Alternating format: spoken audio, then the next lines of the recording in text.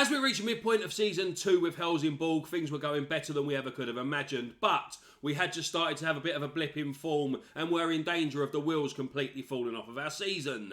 Could we bounce back from a minor blip and continue to upset the odds, or would we freefall into a relegation battle? Hello everyone, welcome to the channel and part 6 of my Build a Nation save in Sweden with Helsingborg. At the end of the last video we sat 6th in the Allsvenskan after a first half of the season that had gone better than I ever could have dreamed. But we had just started to have a dip in form, we were still suffering with injuries, etc. And we lacked a little bit of depth in the squad. So I assessed the squad, I looked at what I needed, and I brought in a few new faces who we will meet in a moment. And then we will go on to have a look how the second half of the season went and where we ultimately finished in the league. Before we get going, if you're enjoying my content, please do smash the like button, subscribe to the channel if you haven't already, and hit the notification bell to know when future videos are going to be released. But without further ado, let's go and see how Season 2 ended and meet the new players. With our new star striker Adam Bergmark missing most of the first half of the season, I decided we needed to add a bit more bite to the attack. So I signed a 28-year-old Brazilian striker called Mosquito. And on the same day, we added another Chilean to our ranks by signing 23-year-old defensive midfielder Martin Villarreal. I probably had enough strikers at this point, but I'd already put in a bid for 30-year-old Republic of Ireland international Sean Maguire, and he accepted. I thought it was too good to turn down, so we signed him as well. And then on deadline day, we signed 32-year-old experienced German central defender Steve Breitskruse. And Breitskruse's arrival came mainly because we said goodbye to Thomas Rogne, our captain and very experienced team leader, who decided it was time to leave the club and join Greek side Panathinaikos. So, that was the new faces. Let's go and have a look to see how we got on the pitch. We headed into July with a 5-match winless run, and we made it 6 games without a win, with a 1-1 draw at home to relegation strugglers Degerford. Valentin Adamo gave the visitors the lead in the 47th minute from the penalty spot. Amar Musin salvaged a point for us with 4 minutes left of the 90. But we were second best for the entire game and were lucky to come away with a point. It was then 7 without a win after losing 4-2 away at Halmstad. Adam Bergmark scored twice for us, but it wasn't enough. Adam Hellborg was sent off, and it was another disastrous defeat. I had a change of formation to put our new players in the starting lineup and also to try and end our run of bad form, but it went horribly wrong. We were 4-0 down at half-time. We did fight back a little bit in the second half, but it was a 4-2 home defeat to Elfsborg, and it was now 8 games without a win, and our fierce rivals Malmo up next. And it was Malmo who got off to the better start. Nieto gave the ball away to Nenekov and he blasted it home from the edge of the area, and Malmo were 1-0 up. But second half, Maturana's corner was met and Benjamin Acquar got on the end of it on the head. It was 1-1 and it looked like we might have salvaged something from this game, but just a few moments later, Christiansen found Anderson and it was 2-1 to the home side. And despite having a higher XG, we struggled to hit the target and we lost 2-1. It was now 9 without a win and it was getting stupid, and we now had to visit our other rivals Landskrona and were 1-0 down with an Isaac Johnson own goal very early in the game. We struck back almost immediately though, Mosquito finding Bergmark, who found a good ball to Acquire, and he plastered it past Kadura in the Landskrona goal. It was 1-1 at half-time, and then in the second half, the 55th minute, Villarreal found Bergmark and he slotted past the goalkeeper to make it 2-1. And as the final moments of the match approached, Maturana got on the end of a pass, put it in the back of the net, and we had finally ended our winless streak with a 3-1 victory away at Landskrona. We'd finally ended our winless run, and then we were hoping to make it back-to-back victories with the visit of Sirius to the Olympia. Benjamin Acquar opened the scoring in the 13th minute past a slightly injured goalkeeper. And then Villarreal found Bergmark and he struck it with his left boot. Another great finish for 2-0. The visitors did start fighting back. Nordike hit the bar, but Persson was there to strike it in to make it 2-1. but we held on to the end and it was back-to-back victories. We then travelled to Värnamo and were hoping to make it 3 wins in a row, but we were 1-0 down from the penalty spot and it got worse in the second half as Venderson burst through. Our keeper come out but couldn't get there and it was 2-0. The home side had a player sent off and we did pull back a consolation right at the death, with Bustamante hitting the post and Maturana getting onto the rebound. But it was a defeat. And that defeat was the first in another run of 5 games without a win in the league. A draw against Mjällby came next, followed by defeats by Djurgården, AIK and Häcken. Sandwiched in between that was a 4-1 cup victory over Västra Frölunda, but we had started to look over our shoulder a little bit more than I was liking in the league, and we had to get back to winning ways soon. And a visit to Norrköping gave us the opportunity to do just that. Lingman found Maguire, he found the back of the net, and it was 1-0.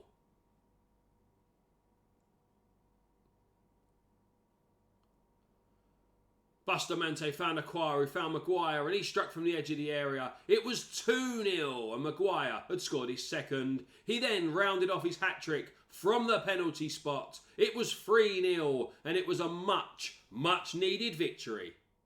Due to injuries and suspensions and stuff, I was forced to change the formation yet again as we took on top of the table Hammarby, and they played us off of the pitch.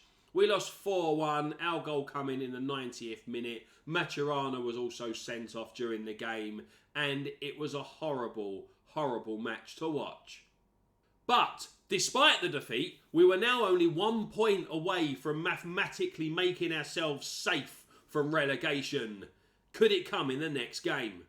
It was a trip to Brahmapojana next, I think that's how you pronounce it, and Lingman's shot ended up in the back of the net from a deflection that was counted as an own goal. Maguire then made it 2 from the penalty spot, and it looked like we might be picking up that point that we need. Hellball picked out Becerovic, he went back to Villarreal, he found Lingman, who went back to Becerovic, and he put it past Hag Johansson.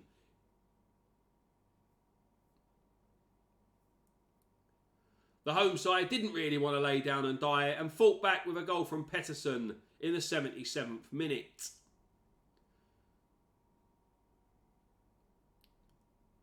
But Hellman, brilliant finish from the substitute, made it 4-1. And there was the victory that meant we were mathematically safe. We were mathematically safe from the drop and from the relegation playoff. We would be an Allsvenskan side next season.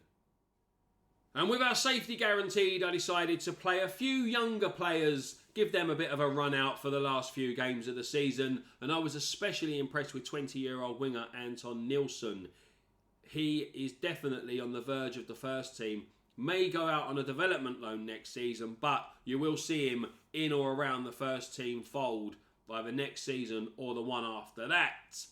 But our season ended a bit up and down, really. We lost 1-0 to Gothenburg. We beat Degerford 2-0. And then it was a 3-3 draw with Halmstad to end the season. And it left the final table looking like this.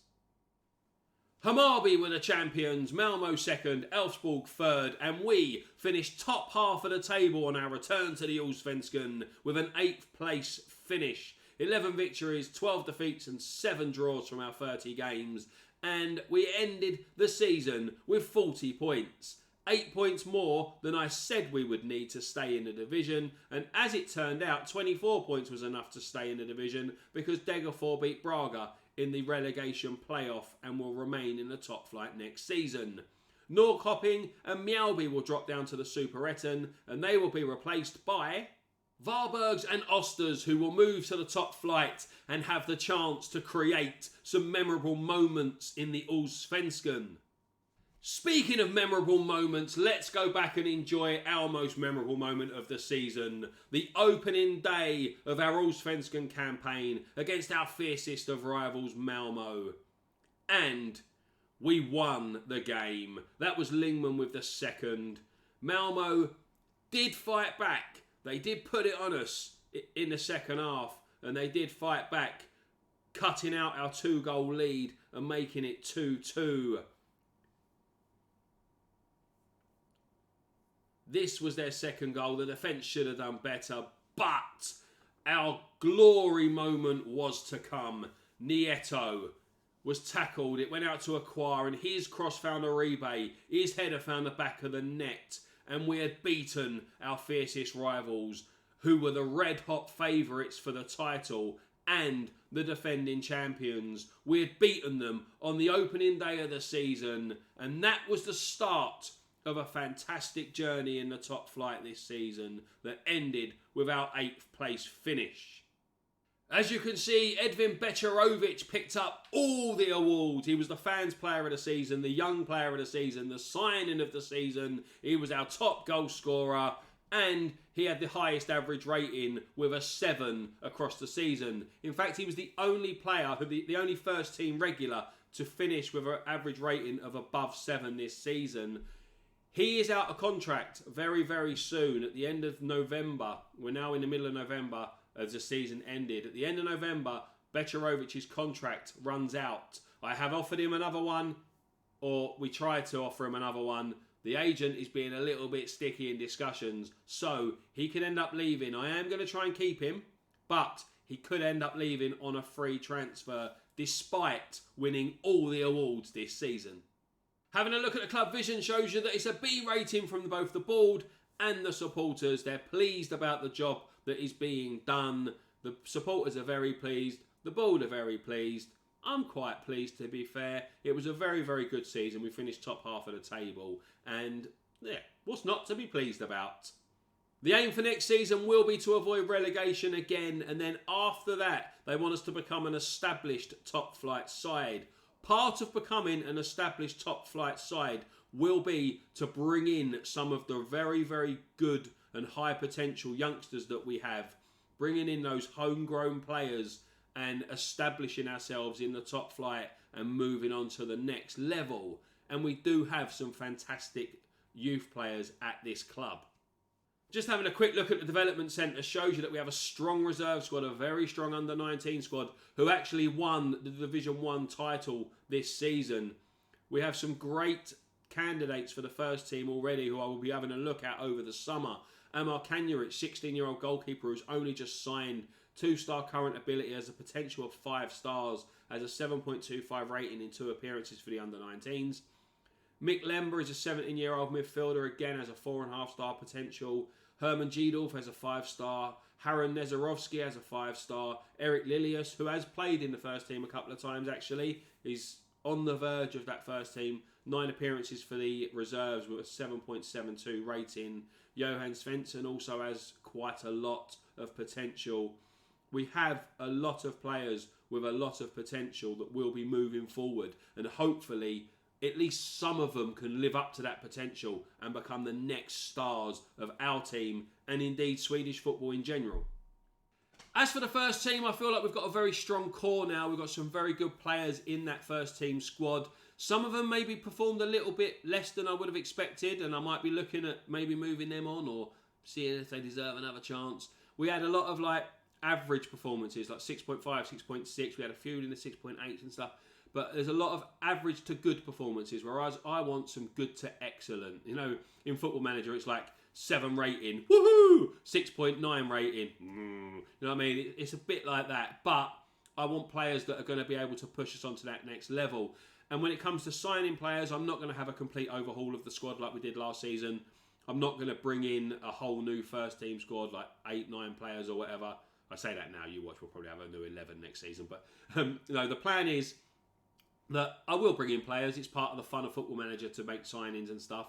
There are a few players I want to move on who aren't good enough. There are some contracts that maybe we need to discuss. There are some contracts that are going to be up and the players may be moving on then. But signing wise, I will only make signings if they either A, strengthen the position that they play in. They're better than the player who's already in that position.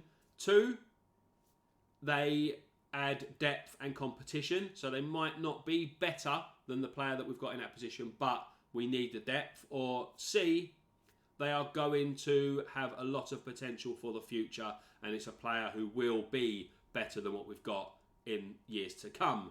So they're the reasons I'm going to sign players. I will sign players, like I said, because it's the fun of it, but I'm not going to go for a full rebuild. Anyway, that's enough of me waffling. That's going to bring this video to an end. I hope you enjoyed it. Thank you very, very much for watching. I hope you're enjoying my content, and if you are, please do smash that like button, subscribe and notification bell and all that jazz. Tell all your friends about us and help me continue to grow the channel as it's been growing for these last couple of weeks since starting this series. It's been a success so far, and I am enjoying it very, very much, and I'm hoping that I continue to enjoy it as we move into like 10, 20, 30 years down the line when Sweden is a powerhouse of world football. Thanks to me. Anyway, thank you again for watching. Until next time, bye-bye for now.